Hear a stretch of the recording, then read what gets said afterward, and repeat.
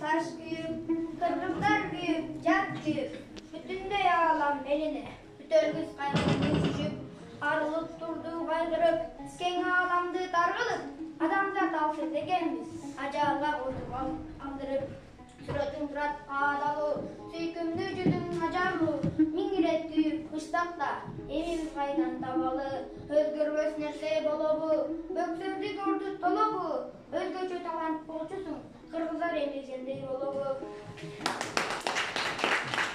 Uzun yıllar çıkarmalarını okuman sayın yıllar kayra жаңырып, анын ажайып дүйнөсүнө кирип, ар бир каармандын жан дүйнөсү менен аралашып, алар менен бирге жашап жаткандай болобуз.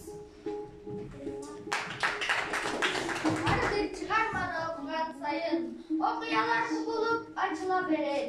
Түптүү дүйнө, Кудай, жер, табият жана адам бири-бири менен кимдиктер сыяктуу байланышып, адам турмушунун адеп ахлагын, ыйманын көркөм сөз менен, сөздүн кудурети менен ачып берет. Ар бир окурман Чыңгыздын каармандары Жамиля менен Данияр, Асел менен Ильяс, Сейде менен Толконай, Эдигей менен Султан Мурат, Мырзагүл менен жана башка оюн колтук алышып, бактылуу болуп болгум келет.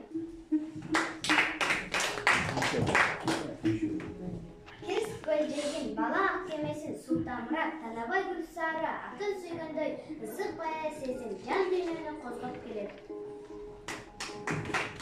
Атаклуу ай ааламды аралаган алып жазуучу дүйнө салып келе сапарга кетсе да кыйла дабандарды ашык ала тоонун бийик чоңгусуна кылда учуна жетип кол булган сымал ак эмгегине бартаап дүйнөнү дүңүрөтүп турган убагы.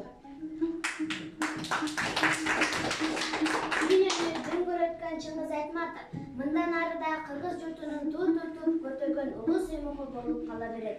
Орошон ойлорго бай сөз өнөрүн зергеги Чыңгыз Айтматовдун чыгармаларын азектеп сүйүп окуйлу. Андагы жашоону, адам турмушунун ар тараптан туура ажып көрсөткөн көйгөйлөрүн түшүнө да, талбай да билели.